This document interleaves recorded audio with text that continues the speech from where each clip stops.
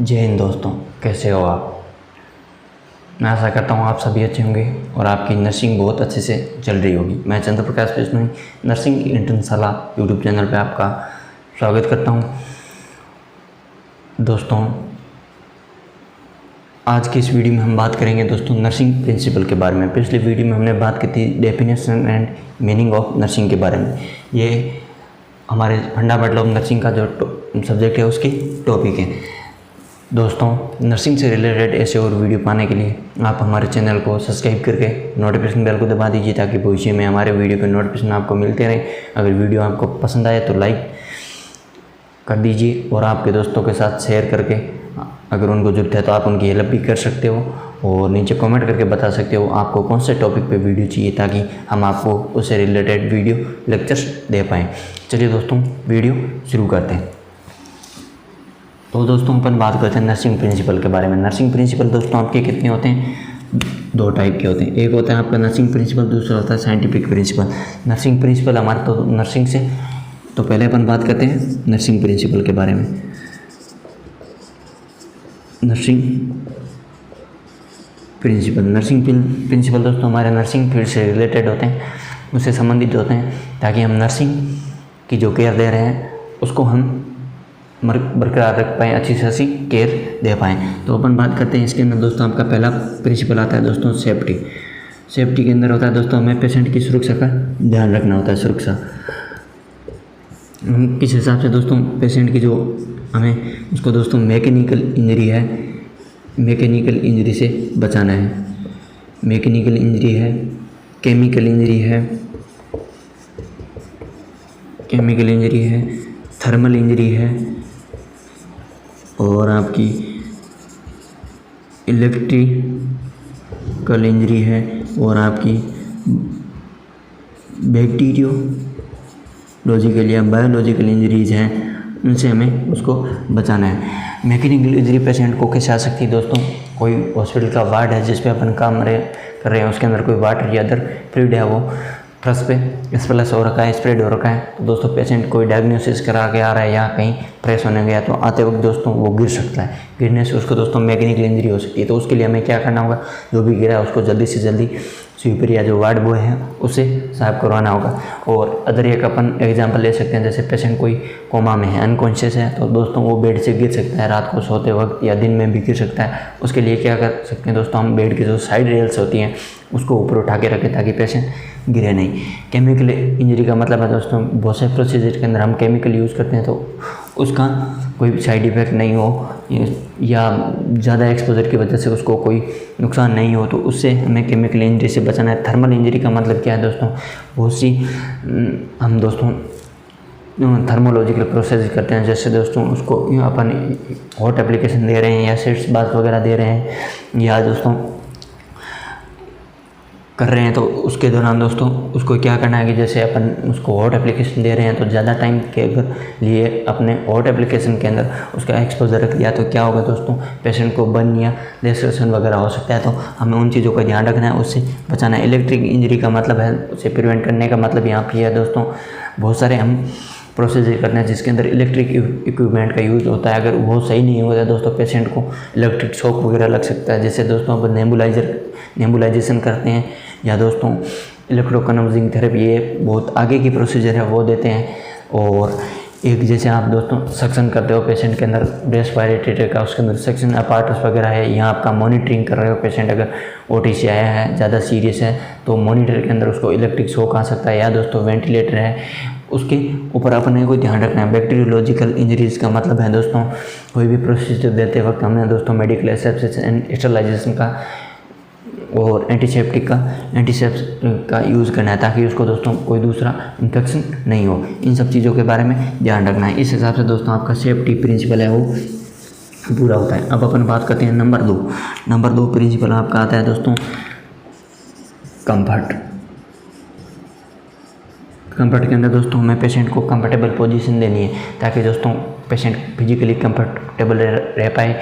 वो होम से आ रहा है तो हॉस्पिटल में अच्छे से रह पाए। साथ में दोस्तों हमें उसको साइकोलॉजिकल कंफर्ट देना है ताकि दोस्तों वो मानसिक रूप से भी हॉस्पिटल के वातावरण के अंदर अडेप्ट हो पाए, नर्स के साथ घुल मिल पाए।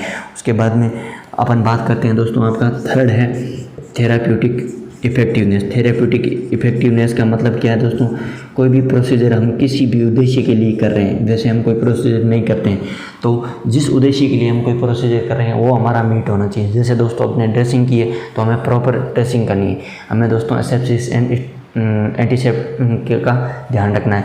तो ड्रेसिंग के अंदर क्या है दोस्तों, हम ड्रेसिंग करें तो जो भी वुंड या लीजन है उसको अपने को प्रॉपर उसकी केयर करनी है। उसके बाद में प्रॉपर उसको ड्रेसअप करना है, क्लोजअप चारों मेर से उसको क्लोज करना है, ताकि दोस्तों उसके ऊपर से सोइल और अदर बैक्टीरिया का एक्सपोजर नहीं हो। वरना अगर सोइल और बैक्टीरिया का आता है तो एक्सपोजर रहेगा तो दोस्तों जो वुंड है वो आगे ज़्यादा स्प्रेड हो सकता है, ज़्यादा फैल सकता है इन्फेक्शन, और हमारा जो जिस पर्पज़ के लिए हमने दोस्तों ड्रेसिंग की थी वो मीट नहीं होगा। इसलिए दोस्तों हमें थेराप्यूटिक इफेक्टिवनेस का भी ध्यान रखना है। अब अपन बात करते हैं दोस्तों चौथे प्रिंसिपल के बारे में। चौथा प्रिंसिपल है दोस्तों रिसोर्सफुलनेस का मतलब है दोस्तों यहाँ पे अपने को एक चीज़ का ध्यान रखना है, right use of material. Right use of material का मतलब है दोस्तों कोई भी अपन मटेरियल ड्यूरिंग या प्रोसीजर यूज़ कर रहे हैं तो सही अमाउंट के अंदर मटेरियल को लेना है और उससे अपने को देनी नहीं। दोस्तों हमें कम अमाउंट की ज़रूरत है या कम मटेरियल की ज़रूरत है, हमने वहाँ पे ज़्यादा लगा दिया तो दोस्तों वो सही उपयोग नहीं होगा, वेस्टेज हो जाएगा। और कभी कभी इमरजेंसी में हमें ज़रूरत पड़ती है, उस टाइम दोस्तों हमारे पास मटेरियल नहीं होता है तो हमें परेशानी होती है और पेशेंट को अच्छी केयर नहीं मिल पाती। इसलिए राइट यूज ऑफ मटेरियल करना है। उसके बाद में एक अगली चीज़ आती है आपकी इसी के अंदर, economy of time, money and energy. इसका क्या मतलब है? इसका मतलब है दोस्तों हमें कम से कम समय के अंदर कम से कम पैसों के अंदर और कम से कम एनर्जी के अंदर अच्छी से अच्छी नर्सिंग केयर देनी। या दूसरे शब्दों में यूँ कहीं जितने टाइम की जरूरत है, जितने पैसों के अंदर वो चीज़ हो सकती है और जितनी एनर्जी के अंदर हो सकती है उसके अंदर करना। जैसे दोस्तों हम ड्रेसिंग कर रहे हैं तो पहले हमें ड्रेसिंग ट्रे है वह प्रॉपर सेटअप कर लेनी, पेशेंट के बेड तक ले जाना। ऐसा नहीं है कि दोस्तों हम पहले एक चीज़ लेके गए फिर कोई दूसरा इक्विपमेंट लेने आ रहे हैं, फिर कुछ लेने आ रहे हैं, तो उसमें हमारा दोस्तों टाइम भी जा रहा है और हमारी एनर्जी भी जा रही है। तो हमें हमारी एनर्जी को जितना हो सके दोस्तों कंजर्व करके रखना है, जितना हमारा टाइम है उसको कंजर्व करके रखना है ताकि हमारे एक पेशेंट को अच्छी केयर दे पाएँ। उसके बाद में अपन बात करते हैं दोस्तों इसी के अंदर अगले प्रिंसिपल के बारे में। अगला प्रिंसिपल है दोस्तों गुड वर्कमैनशिप। गुड वर्कमैनशिप का मतलब क्या है दोस्तों? ये दोस्तों आर्ट ऑफ डूइंग है। मतलब कोई भी अपन काम कर रहे हैं वो कितने अच्छे से कर रहे हैं। इसके लिए दोस्तों हमारे साथ जो भी जितने कोवर्कर काम कर रहे हैं उसके साथ हमारी अच्छी बॉन्डिंग होनी चाहिए, अच्छा कोऑर्डिनेशन होना चाहिए ताकि हम पेशेंट को अच्छी सेवा दे पाएँ, सर्विस दे पाएँ, उसकी अच्छी केयर कर पाएँ। और वार्ड का जो अदर स्टाफ है दोस्तों, स्वीपर है, वार्ड बॉय वगैरह हैं, उनके साथ भी हमारा अच्छी कोऑर्डिनेशन होना चाहिए ताकि हम अच्छी नर्सिंग सर्विस दे पाएँ। उसके बाद में अपन बात करते हैं कि इसके अंदर अगला प्रिंसिपल आता है दोस्तों इंडिविजुअलिटी। इंडिविजुअलिटी का मतलब क्या है दोस्तों? हर एक व्यक्ति की नीड अलग अलग होती है, नीड डिफरेंट होगी।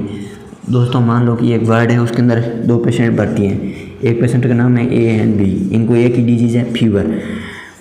अब दोस्तों इनको एक केयर अपन नहीं दे सकते। पूछोगे आप क्यों? क्योंकि दोस्तों एक हर बॉडी का पर्सन का फिजिक अलग है, उसका एक जो प्रोसीजर है उसके प्रति रेस्पॉन्स टाइम अलग है। नंबर 2 दोस्तों उनको हो सकता है कि एक को इसको मान लो लो ग्रेड फीवर है, इसको दोस्तों हाई ग्रेड फीवर है, तो अब इनकी केयर एक जैसी नहीं हो सकती। और फीवर भी दोस्तों अलग अलग टाइप का हो सकता है। तो जिस हिसाब से फीवर है, जिस हिसाब का फीवर है या पेशेंट की क्या नीड्स हैं उसके अकॉर्डिंग दोस्तों हमें ध्यान रखकर अपनी नर्सिंग केयर देनी है। दोस्तों आई होप दोस्तों यहाँ तक वीडियो आपको पसंद आए। वीडियो पसंद आए तो लाइक कीजिए और नर्सिंग से रिलेटेड वैसे और वीडियो पाने के लिए आप हमारे चैनल को सब्सक्राइब करके नोटिफिकेशन बेल को दबा दीजिए ताकि भविष्य में हमारे वीडियो के नोटिफिकेशन आपको मिलते रहें। और नीचे कमेंट करके भी आप बता सकते हो कि आपको कौन से टॉपिक पे वीडियो चाहिए। अब अपन बात करते हैं दोस्तों साइंटिफिक प्रिंसिपल के बारे में। साइंटिफिक प्रिंसिपल है दोस्तों किससे रिलेटेड होंगे? आपके मेडिकल साइंस से रिलेटेड एंड आपकी सोशल साइंस से रिलेटेड एंड साइकोलॉजी से रिलेटेड होंगे। इनके अंदर अपने कोई क्या पढ़ते हैं? इसके अंदर दोस्तों अपन पढ़ते हैं पहले एनाटॉमी एंड फिजियोलॉजी। एनाटॉमी के अंदर अपन फिजियोलॉजी के अंदर क्या पढ़ते हैं? Structure and function of organ. कोई भी ऑर्गन है उसकी संरचना क्या है, या कोई सिस्टम है उसकी संरचना क्या है, उसके फंक्शन क्या है, इसके बारे में दोस्तों हमने ऑलरेडी हमारे चैनल पे एक 7 से 8 वीडियो की फुल लिस्ट बना रखी है। आप चाहो तो ये वीडियो देखने के बाद उसको देख सकते हो। वहाँ पे एनाटॉमी का पूरा इंट्रोडक्शन है वो हमने कंप्लीट कर दिया है। उसके बाद में बात आती है दोस्तों न्यूट्रिशन की। न्यूट्रिशन की दोस्तों हमें क्यों जरूरत पड़ती है? न्यूट्रिशन हमारे दोस्तों बॉडी की ग्रोथ एंड मेंटेनेंस के लिए ज़रूरत पड़ती है। कोई भी पेशेंट है वो दोस्तों किसी डिजीज़ से सफ़र कर रहा है, तो उस पेशेंट के अंदर उसे किस टाइप की न्यूट्रिशन की या डाइट की ज़रूरत होगी ताकि उसकी दोस्तों हम रिकवरी को बढ़ा पाए। उसके लिए हमें न्यूट्रिशन को पढ़ना पड़ता है। अपन बात करें थर्ड की। थर्ड के अंदर दोस्तों आपका आता है माइक्रोबायोलॉजी। माइक्रोबायोलॉजी के अंदर अपन क्या पढ़ते हैं? टाइप ऑफ बैक्टीरिया और इनकी स्टैंडिंग प्रोसेस होती है, इम्यूनिटी है, इम्यूनाइजेशन है, बायोलॉजिकल वेस्ट मैनेजमेंट वगैरह के बारे में पढ़ते हैं, ताकि हमें दोस्तों प्रॉपर पता हो कि हम कैसे जो मेडिकल है काम में वेस्ट मैनेजमेंट करेंगे, ताकि दोस्तों इन्फेक्शन है वो फर्दर स्प्रेड नहीं हो। इसके अंदर दोस्तों हम स्टरलाइजेशन एंड ऑटोक्लेव वगैरह के बारे में पढ़ते हैं, ताकि हम दोस्तों कैसे और उनका यूज़ करते हैं दोस्तों। और अपन यहाँ पे पढ़ते हैं कोई भी प्रोसीजर है उसके अंदर एंटीसेप्टिक मेडिकल एसेप्सिस का यूज़ करके दोस्तों हम कैसे उसके प्रोसेस को बढ़ा सकते हैं, या कोई थेरापेटिक इफेक्टिवनेस है उसको हम मैक्सिमम कैसे ले जा सकते हैं, उसके बारे में अपन यहाँ पे पढ़ते हैं। उसके बाद में आपका चौथा सब्जेक्ट आता है दोस्तों फार्मेकोलॉजी। फार्मेकोलॉजी के अंदर अपन फार्मेकोलॉजी के अंदर अपन पढ़ते हैं कोई ड्रग। ये हमें दोस्तों इसलिए पढ़ना ज़रूरी होता है कि क्योंकि हम दोस्तों एक नर्स को पता होना चाहिए कि कौन सी ड्रग है वो किस टाइम देनी चाहिए, उसका रूट ऑफ एडमिनिस्ट्रेशन क्या होना चाहिए। कोई ड्रग है तो उसकी दोस्तों अगर टॉक्सिसिटी होगी तो किस हिसाब से साइन सिम्टम आएंगे, उसके दोस्तों एडवर्स इफेक्ट भी हो सकते हैं। तो उन सब चीज़ों को पढ़ने के लिए हम दोस्तों और उसके बारे में भी हमको पढ़ना ज़रूरी होता है। उसके बाद में अपन बात करते हैं दोस्तों अदर वन के अंदर साइकोलॉजी के अंदर दोस्तों हम किसी भी पेशेंट के समाज के बारे में स्टडी करते हैं, उसके कल्चर क्या है, उसका रीजन क्या है, उसके बारे में पढ़ते हैं, उसकी लैंग्वेज वगैरह, उसका रहना खाना पीने का तरीका, इन्वायरमेंट के बारे में पढ़ते हैं, ताकि दोस्तों हम उसको अच्छी केयर दे पाएँ। और अगले के अंदर अपन पढ़ते हैं दोस्तों साइकोलॉजी के अंदर अपन क्या पढ़ते हैं? साइकोलॉजी के अंदर दोस्तों हम ह्यूमन बिहेवियर के बारे में स्टडी करते हैं, ताकि पेशेंट का जो बिहेवियर है, पेशेंट के रिलेटिव है, पेशेंट के जो कम्युनिटी से आया है, जिस सोसाइटी से आया है, उसके अंदर कैसा बिहेवियर है। आई होप दोस्तों वीडियो आपको पसंद आया। वीडियो पसंद आया लाइक कीजिए, और ऐसे और वीडियो पाने के लिए आप हमारे चैनल को सब्सक्राइब करके नोटिफिकेशन बेल को दबा दीजिए, ताकि भविष्य में हमारे वीडियो की नोटिफिकेशन आपको मिलते रहें। जय हिंद, वंदे मातरम।